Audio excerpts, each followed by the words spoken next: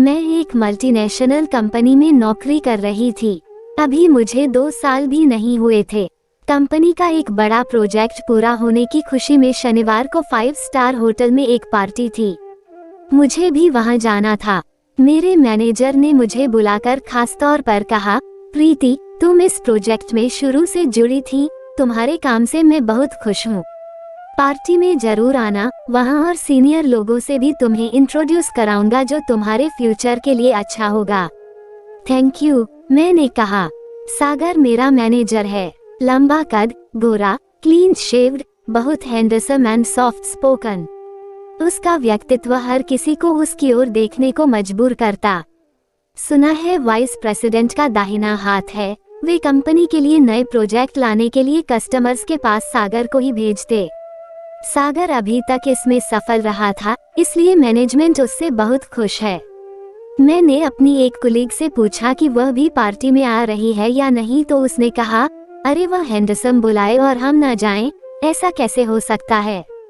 बड़ा रंगीन और मस्तमौला लड़का है सागर। वह शादीशुदा नहीं है क्या? मैंने पूछा। HR वाली मैम तो बोल रही थी शादीशुदा है, पर बीवी कहीं और जॉब करती है। सुना है अक्सर यहाँ किसी न किसी फ्रेशर के साथ उसका कुछ चक्कर रहा है। यूँ समझ लो मियां बीवी के बीच कोई तीसरी वो, पर बंदे की पर्सनैलिटी में दम है। उसके साथ के लिए ऑफिस की दर्जनों लड़कियां तरसती हैं। मेरी शादी के पहले मुझ पर भी डोरे डाल रहा था। मेरी तो अभी शादी भी नहीं हुई है, सिर्फ सगाई ही हुई है, एक शाम उसके नाम सही। मतलब तेरा भी चक्कर रहा है सागर के साथ? पगली शादीशुदा होकर ऐसी बातें करती है। खैर ये सब बातें छोड़ और बता, तू आ रही है ना पार्टी में? 100% आ रही हूँ। मैं शनिवार रात पार्टी में गई। मैंने पार्टी के लिए अलग से मेकअप नहीं किया था, बस वही जो नॉर्मल करती थी ऑफिस जाने के लिए। सिंपल नेवी ब्लू कलर के लॉन्ग फ्रॉक में जरा देर से पहुंची। देखा कि सागर के आसपास 4-5 लड़कियां पहले से बैठी थीं। मुझे देखकर वो फौरन मेरे पास आकर बोला, wow Preeti, you are looking gorgeous, come join us. पहले सागर ने मेरा हाथ पकड़कर मुझे वाइस प्रेसिडेंट के पास ले जाकर उनसे मिलवाया। उन्होंने कहा, यू आर लुकिंग ग्रेट, सागर तुम्हारी बहुत तारीफ करता है, तुम्हारे रिपोर्ट्स भी एक्सीलेंट हैं। मैंने उन्हें थैंक्स कहा, फिर अपनी कोलिग्स की टेबल पर आ गई। सागर भी वहीं आ गया। हॉल में हल्की रंगीन रोशनी थी और सॉफ्ट म्यूजिक चल रहा था। कुछ स्नैक्स और ड्रिंक्स का दौर चल रहा था। सागर ने मुझसे भी पूछा, तुम क्या लोगी? मैं कोल्ड ड्रिंक लूंगी। सागर के साथ कुछ अन्य लड़कियां भी हंस पड़ी। ओह कम ऑन, कम से कम बियर तो ले लो। देखो तुम्हारे सभी कुलीग्स कुछ न कुछ ले ही रहे हैं, कहकर उसने मेरे गिलास में बियर डाली और फिर मेरे और अन्य लड़कियों के साथ गिलास टकराकर चीयर्स कहा। पहले तो मैंने 1-2 घूंट ही लिए, फिर धीरे धीरे आधा गिलास पी लिया। डांस के लिए फास्ट म्यूजिक शुरू हुआ। सागर मुझसे रिक्वेस्ट कर मेरा हाथ पकड़कर डांसिंग फ्लो पर ले गया। पहले तो सिर्फ दोनों यूं ही आमने सामने खड़े शेक कर रहे थे, फिर सागर ने मेरी कमर को एक हाथ से पकड़कर कहा, लेट अस डांस प्रीति, और फिर दूसरा हाथ मेरे कंधे पर रखकर मुझसे भी मेरा हाथ पकड़ ऐसा ही करने को कहा। म्यूजिक तो फास्ट था, फिर भी उसने मेरी आंखों में आंखें डालकर कहा, मुझे स्लो स्टेप्स ही अच्छे लगते हैं। ज्यादा देर तक सामीप्य बना रहता है, कुछ मीठी बातें करने का मौका भी मिल जाता है और थकावट भी नहीं होती है। मैं सिर्फ मुस्कुरा कर रह गई। वह मेरे बहुत करीब था। उसकी सांसें मैं महसूस कर रही थी और शायद वह भी मेरी सांसें महसूस कर रहा था। उसने धीरे से कहा, अभी तुम्हारी शादी नहीं हुई है ना? नहीं, शादी अभी नहीं हुई है, पर 6 महीने बाद होनी है। समरेश मेरा boyfriend and would be hubby foreign assignment पर अमेरिका में है। वेरी गुड, क्या उसने मेरे कंधे और गाल पर झूलते बालों को अपने हाथ से पीछे हटा दिया। अरे ये सुंदर चेहरा छिपाने की चीज नहीं है। फिर उसने अपनी उंगली से मेरे गालों को छू कर होठों को छूना चाहा तो मैं नो कह कर उससे अलग हो गई। मुझे अपनी सहेली का कहा याद आ गया था। उसके बाद हम दोनों 2 महीने तक ऑफिस में नॉर्मल अपना काम करते रहे। एक दिन सागर ने कहा, हमें एक प्रोजेक्ट के लिए हांगकांग जाना होगा। हमें मतलब मुझे भी, ऑफ कोर्स तुम्हें भी। नहीं सागर, किसी और को साथ ले लो इस प्रोजेक्ट में। तुम यह न समझना कि यह मेरा फैसला है, बॉस का ऑर्डर है ये। तुम चाहो तो उनसे बात कर सकती हो। मैंने वाइस प्रेसिडेंट से भी रिक्वेस्ट की पर उन्होंने कहा, प्रीति, बाकी सभी अपने अपने प्रोजेक्ट में व्यस्त हैं।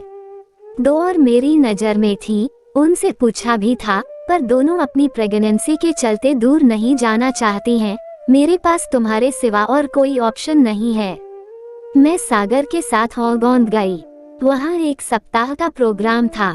काफी भागदौड़ भरा सप्ताह रहा, मगर एक सप्ताह में हमारा काम पूरा न हो सका। अपना स्टे और 3 दिन के लिए बढ़ाना पड़ा। हम दोनों थक कर चूर हो गए थे। बीच में 2 दिन वीकेंड में छुट्टी थी। हांगकांग के क्लाइंट ने कहा, इसी होटल में स्पा मसाज की सुविधा है। मसाज करा ले तो थकावट दूर हो जाएगी और अगर एंजॉय करना है तो कोवलून चले जाएं। मैं तो वहां जा चुका हूँ, तुम कहो तो चलते हैं, थोड़ा चेंज हो जाएगा, सागर ने कहा। हम दोनों हांगकांग के उत्तर में कोवलून द्वीप गए।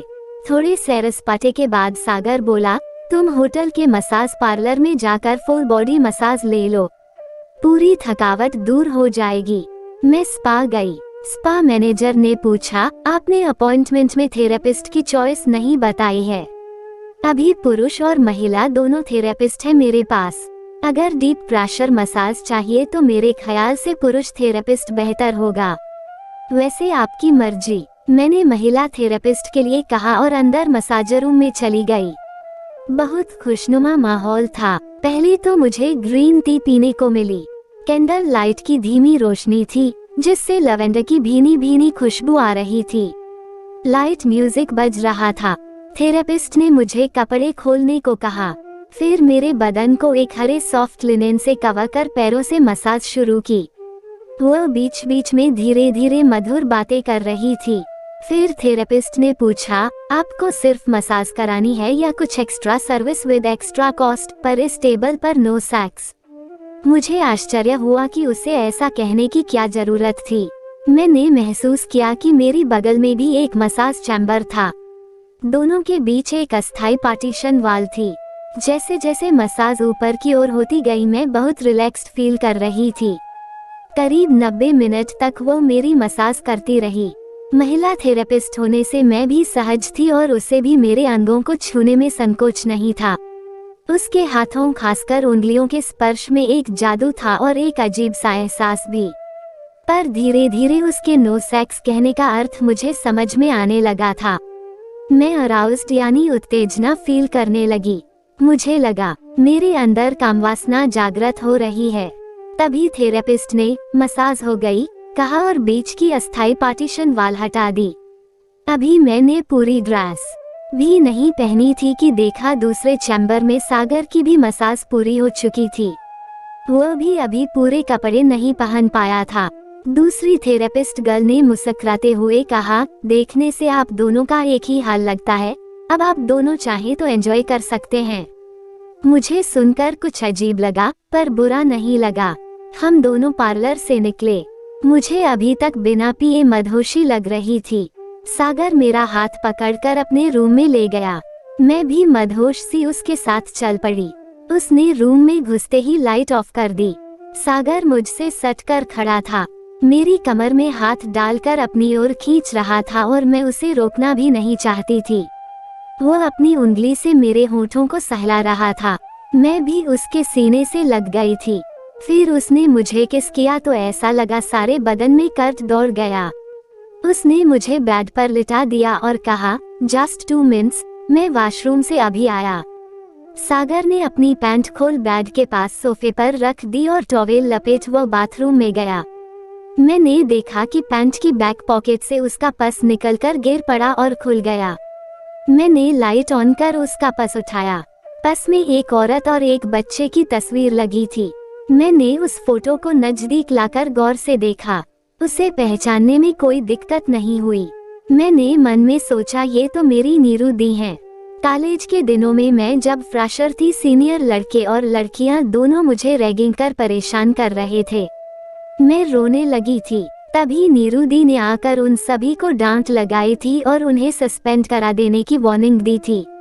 नीरू दी बीएससी फाइनल में थी। इसके बाद मेरी पढ़ाई में भी उन्होंने मेरी मदद की थी। तभी से उनके प्रति मेरे दिल में श्रद्धा है। आज एक बार फिर नीरू दी स्वयं तो यहाँ न थी, पर उनके फोटो ने मुझे गलत रास्ते पर जाने से बचा लिया। मेरी मदहोशी अब फुर हो चली थी। सागर बाथरूम से निकलकर बेड पर आया तो मैं उठ खड़ी हुई। उसने मुझे बेड पर बैठने को कहा। लाइट क्यों ऑन कर दी? अभी तो कुछ एंजॉय किया ही नहीं। ये आपकी पत्नी और साथ में आपका बेटा है। हाँ, तो क्या हुआ? वो दूसरे शहर में नौकरी कर रही है। नहीं, वे मेरी नीरू दीदी भी हैं। मैं गलती करने से बच गई। इतना बोलकर मैं उसके कमरे से निकल गई। जहाँ एक ओर मुझे कुछ आत्मग्लानि हुई तो वहीं दूसरी ओर साफ बच निकलने का सुकून भी था। वरना तो मैं जिंदगी भर नीरू दी से आंख नहीं मिला पाती। हालांकि सागर ने कभी मेरे साथ कोई जबरदस्ती करने की कोशिश नहीं की। इसके बाद 3 दिन और हांगकांग में हम दोनों साथ रहे, बिल्कुल प्रोफेशनल की तरह। अपने अपने काम से मतलब। चौथे दिन मैं और सागर इंडिया लौट आए। मैंने नीरू दी का पता लगाया और उन्हें फोन किया। मैं बोली, मैं प्रीति बोल रही हूँ नीरू दी, आपने मुझे पहचाना? कॉलेज में आपने मुझे रैगिंग। ओ प्रीति, तुम कहाँ हो आजकल और कैसी हो? कॉलेज के बाद तो हमारा संपर्क ही टूट गया था। मैं यही सागर की जूनियर हूँ। आप यहीं क्यों नहीं जॉब कर रही हैं? मैं भी इसके लिए कोशिश कर रही हूँ। उम्मीद है जल्द ही वहाँ ट्रांसफर हो जाएगा। हाँ दी, जल्दी आ जाए, मेरा भी मन लग जाएगा। और मैंने फोन बंद कर दिया। हांगकांग के उस कमजोर पल की याद फिर आ गई, जिससे मैं बाल बाल बच गई थी, और वह भी सिर्फ एक तस्वीर के चलते, वरना अनजाने में ही पति पत्नी के बीच में वो बन गई होती।